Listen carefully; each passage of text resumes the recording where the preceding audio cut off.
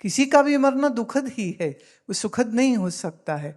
पर जब आप शराब पीते हैं, जब आप सिगरेट पीते हैं, और जब आप कोई ड्रग अगर बाई चांस करते हैं, तो मजे के लिए कर रहे थे कि मरने के लिए कर रहे थे? सोचते तो लोग हैं कि मजे के लिए कर रहे हैं, पर एंड अगर मरना हो रहा है तो आप अपने माता पिता, परिवार और अपने समाज के लिए एक बहुत बुरी एग्जाम्पल बनकर सामने आते हैं। खैर, तो जिंदगी में अप एंड डाउन हमेशा रहेगा, कभी सफलता और कभी असफलता होगी। आपने बहुत मेहनत करी लेकिन नंबर अच्छे नहीं आए, कुड बी मैनी रीजंस। आप ठीक से लिख नहीं पाए, आपकी लिखने की स्पीड अच्छी नहीं थी, आपका पेन खत्म हो गया, रुक गया था, आपका समहाउ प्यास लग गई, बाथरूम जाना पड़ गया, आने जाने में टाइम खर्च हो गया, या आपको भूल ही गया आपने लिखना क्या है, या कुछ और ही लिख करके आ गए। तो नंबर कहाँ से आएंगे? हमारी सोसाइटी में eat and vomits, this is what the exams nature is. पहले रट्टा मारो, फिर उल्टी कराओ जाके आंसर शीट पर। किसने कितनी अच्छी उल्टी की, वैसे उसके नंबर अच्छे हो जाते हैं। पर क्या एजुकेशन सिर्फ रट्टा मारना होता है? Can't be that. And if it is that, unfortunately, it is like that, then हम लोग फिर पढ़े लिखे बेवकूफ रह जाते, पढ़े लिखे अनपढ़ रह जाते। तो हमको समझते हुए जिंदगी को जीना है। पढ़ाई जब सब्जेक्ट भी कोई चलता है तो समझते हुए, अगर हम क्लास में अटेंटिव होकर के बैठते हैं, जैसे अगर आप मुझे सुनते सुनते नीचे देखोगे तो फिर मैं क्या बोल रही हूं तो समझ ही नहीं आएगा ना, है ना, है ना। इसलिए कहते हैं हमेशा अपने स्पीकर की तरफ देखना चाहिए, ऑलवेज। दूसरा, अटेंटिव अगर आप हमेशा रहते हैं तो कैसे रहते हैं? तो आपकी रीढ़ की हड्डी सीधी होनी चाहिए। अब ये काम करिए, तुम्हारे पीछे वो है, तुम्हारे पीछे वो है, तो अगले वाले की जहां पीठ गोल होती देखो, सीधे हो जा रे, सीधे हो जा रे, उसको याद कराओ। आप सब यहां एक दूसरे के सहयोगी बन सकते हो। सबको गंदी आदत पड़ी, दिन भर सोफे में पसरे रहते हैं, आड़े टेढ़े होके पड़े रहते हैं, सीधे बैठते नहीं, जमीन में बैठते नहीं, चौकड़ी लगाते नहीं। अभी तो आप सब बहुत अच्छी उम्र में हो, शरीर भी अच्छे है, लेकिन फिर भी मुझे डाउट है कुछ लोगों के ऊपर, कुछ लड़के कुछ लड़कियों के ऊपर। Let's play a small game. Ready? Are you ready? Are you ready? Okay.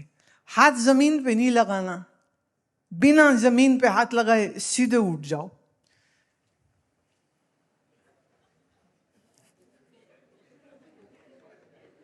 ओ देखो, ऊंट कभी उठता देखा है? बिल्कुल वही था। चलिए अब बैठिए नीचे।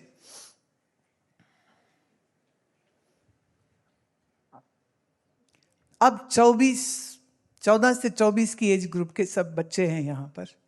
ऑब्वियसली तुम अभी उठ गए, बहुत अच्छी बात है। कईयों की स्पीड थोड़ी कम थी, उसको हम कहते कैमल स्टाइल स्टैंडिंग अप।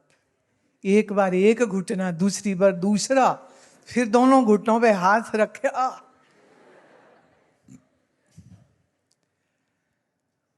आपके मम्मी पापा ऐसे उठ सकेंगे? वापिस जाके उनको जमीन में बैठाओ, उनका मम्मी लेट्स प्ले गेम, पर जूता चप्पल डंडा दूर कर लेना। पप्पा लेट्स प्ले गेम, जूता चप्पल डंडा सब दूर कर दे। माने any sharp object should be removed from the would be crime scene, वो हटा देना। और फिर उनको कहना हाथ नहीं लगाना जमीन पर, पकड़ना नहीं किसी सोफा या चेयर को, ऐसे ही उठो। और उनसे जब ना उठा जाए, कहना सो बैड। हम ये क्यों बोल रहे हैं? हम ये इसलिए बोल रहे हैं कि अगर वो 40-45 की उम्र में भी सीधे जमीन से नहीं उठ सकते हैं, तो पक्का जानिए 50 और 55 में आते आते उनको नी रिप्लेसमेंट करानी पड़ेगी, उनको हिप रिप्लेसमेंट करानी पड़ेगी। एंड अनफॉर्चुनेटली आजकल टीवी में बैठो और सीरियल देखो या वेब सीरीज देखो और ऑनलाइन कॉल करो, फोन करो और खाना मंगाओ और ठूसते जाओ, ठूसते जाओ, ठूसते ठूसते हो जाए और मोटे और बीमार। और फिर रेल तो तुम्हारी बनेगी, क्योंकि वो जब उठ नहीं पाएंगे, पानी ला दें, चाय ला दें, बैल बजी देख बार कौन आया है, ये कर दे, वो कर दे, फिर तुम्हें उनका रिमोट कंट्रोल टॉय बनना पड़ेगा। और वो तकलीफ में होंगे, वो कष्ट में होंगे। और समय के साथ तुम्हारा शरीर भी तो बड़ा होगा ना। आज आप अगर 22 के हैं तो एक समय पर तुम भी 40, 45, 50 इस एज ग्रुप में जाओगे ना। तो अगर आज से तुम अपने बॉडी को एक्टिव बना के रखोगे और रीढ़ की हड्डी सीधी करके, हमें कभी रीढ़ की हड्डी झुका के नहीं बैठना चाहिए। You are as young as your spine is. And our spine remains flexible and strong when we do asanas. And at least in a day, maybe minimum 100 times, जमीन से सीधे ऐसे उठना बैठना, उठना बैठना, उठना बैठना, ये चलता रहना चाहिए। हमारे यहाँ आश्रम के जो एक सेक्शन है जहाँ कुर्सी मेज है, लेकिन हमारे अपर सेक्शन के जितने साधक हैं वो सब अपर रेंज में चले गए हैं, वो सब जमीन में बैठते हैं। और जैसे मुंशी का डेस्क होता था, ऐसा डेस्क ये रखते हैं। तो दिन में काम करते हुए लैपटॉप्स पर कितने बार उठते बैठते, तो this is a good exercise. लेकिन जब आप कुर्सी मेज पे दिन भर बैठते हैं तो आपके मस्कुलेचर वीक हो जाता है। जब आपके मसल्स वीक होते हैं तो आपका बोन स्ट्रक्चर वीक हो जाता है। चूंकि गर्दन जो है ना आजकल सबकी सीधी नहीं रह गई है, क्योंकि हाथ में है फोन, फोन में है फेसबुक, गर्दन झुकी रहती। कितनी नम्रता आ गई ना, ऐसे गर्दन झुकी सी रहती है हमेशा। और ये जो झुकी सी गर्दन होती है फिर दुखी सी गर्दन होती है। सर्वाइकल, गर्दन में पेन, शोल्डर स्ट्रैप्स में पेन, अपर बैक में पेन। और जब ये पेन रहती है तो थोड़े ही दिन में कुत्ते वाला पटा गले में आ जाता है। देखा आपने लोगों को? भगवान ने तो इंसान बनाया था बिना कॉलर वाला, और इस फोन की बदौलत या कंप्यूटर की बदौलत गर्दन झुका करके रखने के कारण ये सारा जो मसल्स है ये वीक हो जाते हैं, तो सर्वाइकल पेन आ जाती है, तो फिर गले में कॉलर आ जाता है, फिर ऐसे अटके और अकड़े हुए हो जाते हैं। तो उस पॉइंट तक तुम कभी नहीं पहुंचो। उसके लिए आज इस एज में, इस उम्र में आपको रीढ़ की हड्डी सीधे रख के बैठने की आदत डालनी पड़ेगी। जब आप सीधे बैठते हैं, not tilting to left or right, not tilting your neck downward to watch any screen. जब आपका posture ठीक होता है तो एक्चुअली आपका माइंड अटेंटिव हो जाता है। And then slowly and surely, as you correct your posture and also do yogasanas every day, then the blood flow to your brain will remain perfect.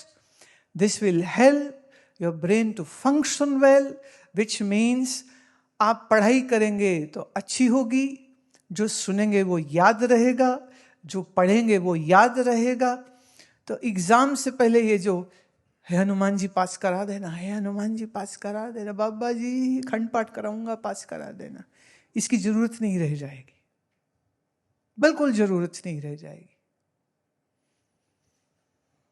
जब मंदिरों में भीड़ बढ़ती है ना, तो ये वही टाइम होता है जब एग्जाम हो रहा होता है।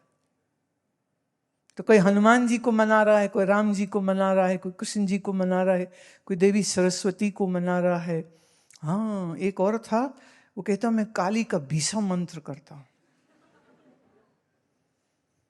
रात को बैठ के करता हूं। क्या बोले? काली विकराल होती है, बड़ी ताकतवर होती है, उसके आशीर्वाद से बस मैं तो पास ही हो जाऊंगा।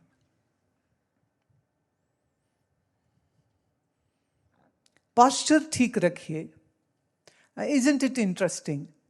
You are just working on your posture and you are improving your intelligentsia. How simple, right? How simple and how correct. So posture को सही रखना, और जैसे शुरू में मैंने आपको कहा, ब्रीदिंग रेट आपका at least 4 second in and 4 second out, पर एक टाइम के बाद आके कुछ देर के लिए, like for 20 minutes, it should be 4 count in but 8 counts out. Very easy, not difficult at all. और ये हम आपको करवाएंगे भी, और इजीली तुम करोगे। जहां हम अटेंटिव हो जाते हैं वहां हमारी ब्रेथ रेट अपने आप ऑटोमेटिकली कम होने लग जाती। लेट्स से आपका मन किसी वजह से परेशान है, आपके मन में कोई एंजाइटी है, आपको कोई डर लग रहा है, आपके मन में कुछ हड़बड़ाहट हो रही है और समझ नहीं लग रहा क्या करना चाहिए या नहीं करना चाहिए। थोड़ी देर के लिए किसी कमरे में बैठ जाइए, रीढ़ की हड्डी सीधी करिए, आंख बंद करिए, ब्रीदिंग को ठीक करिए। 4 counts in and 8 counts out. 4 in and 8 out. If you begin to do this in period like 10 minutes or so, your mind will be settled. और जब मन सेटल हो जाए, जब मन शांत हो जाएगा, तो उसके बाद क्या सिचुएशन है, उस सिचुएशन के ऊपर कैसे काम करना है, क्या रिस्पॉन्स देना है, ये आपको इजीली आने लग जाएगा। अगर आप हड़बड़ाहट में रहते हैं, राइट, हाइपर हो जाते हैं। मैं एक बताती हूँ बात। एक बार मेरे साथ एक लड़की थी, हम ऋषिकेश से दिल्ली आए थे रहने के लिए। एक दिन कुछ काम था, तो मैंने कहा कि मैं यहाँ बैठती हूँ। दिल्ली में एक रोड है जिसे कहते पंचकुइयाँ, और वहाँ फर्नीचर की दुकानें। तो मैंने कहा तुम वहाँ चले जाओ, और जब काम निपट जाए तो यहाँ आ जाना, यहाँ इस पॉइंट पे हमको मिल लेना। मैं कहीं और थी, तो उनको उतार दिया, हम गाड़ी से आगे चले गए, और देर हो गई, कुछ न्यूज़ नहीं आया, मोबाइल फोन्स नहीं थे तब। फिर हमारे घर के लैंडलाइन के ऊपर एक कॉल आती है, और रोते हुए वो लड़की बोलती है कि मैं तो गुम हो गई हूँ और मुझे नहीं मालूम मुझे कहाँ जाना चाहिए, तो आप अगर वो फोन करें तो उनको खबर दीजिए कि मैं तो गुम हो गई हूँ। अब ये कोई छोटी बच्ची नहीं है, 23-24 साल की लड़की है। अच्छा हुआ यूं कि जब आया नहीं, कुछ खबर नहीं आई, वो खुद भी नहीं आई, तो लगा एक बार कॉल करके देखते। तो कॉल किया, बोले अभी अभी फोन आया था, वो रो रही थी और कह रही थी मैं तो गुम हो गई हूँ। मैं ये छोटी बच्ची है कि गुम हो गई है? मैं चलो खैर कोई बात नहीं, लेट्स विल फाइंड हर। तो हम लोग गाड़ी लेके उस तरफ गए जहाँ टेंटेटिवली, तो देखते गए तो एक दुकान के बाहर होश उड़े हुए, आंसू बह रहे हैं, और देख के वो और जोर से रोई कि मैं तो गुम हो गई थी। मैं क्या गुम हो गई थी, क्या बोल रहे हो? कहती नहीं, मेरे को कोई फोन नहीं करने दे रहा था, तो मैंने कहा भैया मैं गुम हो गई हूँ, मुझे कॉल तो कर लेने दो। तो फिर उन्होंने मुझे फोन करने दिया। मैं चलो ये भी अच्छी बात है। थोड़ी देर में उसको फिर हम एक जगह ले गए, आइसक्रीम खिलाई, मिल्क शेक पिलवाया। जब दिमाग और शरीर ठंडा हो गया तो मैंने उसको कहा कि अगर तुम्हें ये मालूम नहीं चल रहा था कि तुम कहाँ हो तो तेरे पास घर का एड्रेस तो था ना, ऑटो करके घर चली जाती। तुम वहां खड़ी हो के काहे रो रही हो? कहती हाँ, ये बात तो दिमाग में आई नहीं। मैं तेरे पास पैसे थे, वहां ऑटो थे, ऑटो में बैठती चली जाती घर। तू हमारी वेट क्यों कर रही है? अगर हम तक नहीं पहुंच पा रही तो क्या जरूरत पड़ी रोने की? कहती आगे से ध्यान रखूंगी मैं वो तो तुम्हें रखना ही पड़ेगा, क्योंकि इस बार तो हम रेस्क्यू करने आ गए, अगली बार हम नहीं आएंगे। अगर गुम हो गए तो फिर गुम ही रहो। मीनिंग, जब हमारा मन किसी डिस्ट्रेस में आ जाता है, परेशानी में जब आ जाता है, तो अकल नहीं चलती। और कभी कभी जो बहुत अकलमंद लोग हैं ना, उनके साथ भी यही हो जाता है कि अकल नहीं चलती, समझ नहीं लगती करेंगे तो क्या करें हम। इसलिए ये बहुत जरूरी है that every day you work on your mind and you work on your posture. So sitting erect for 20 minutes, inhaling and exhaling to the ratio of 4 and 8, at least for 20 minutes, will help you to strengthen your mind so much so that even in adverse and the most difficult situations, you will not get distressed or depressed or in anxiety or broken or in misery. None of this would happen. अब ये बहुत सी simple चीज है जो मैं आपको बता रही हूं, लेकिन इसको करना रोज पड़ता है। सिर्फ 20 मिनट, ज्यादा नहीं, कभी भी 20 मिनट दे दीजिए और बैठिए और अभ्यास करिए। ये आपको बहुत बहुत मन को मजबूत बना देगा। तो जिसके पास मनोबल अच्छा है और जिसके पास बुद्धि बल अच्छा है, वो जिंदगी में फिर कुछ भी कर सकता है।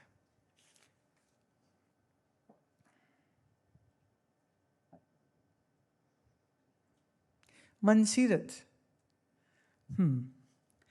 थोड़े से प्रश्न आपके लेती हूं। मैं ये पूछना चाहता हूं कि परमात्मा तो निराकार है, फिर लोग परमात्मा को ओंकार क्यों कहते हैं? और मूल मंत्र में भी परमात्मा को ओंकार कहा और है तो वो निराकार। और क्या अनहद नाद कोई बाहर से आती आवाज है या अंदर से आती आवाज है? और ये आवाज कैसे सुन सकते हैं? अगली लाइन हम नहीं पढ़ेंगे क्योंकि ये थोड़ी हमारी और उसकी विषय का बात है। ये देखिए, ये पृथ्वी है, ये जल है, ये अग्नि है, ये वायु है, ये आकाश है, ये नाम भी तो हम मनुष्यों ने दिया ना। कोई भी चीज, कोई भी वस्तु ऐसी इस दुनिया में नहीं है जिसका नामकरण ना हुआ।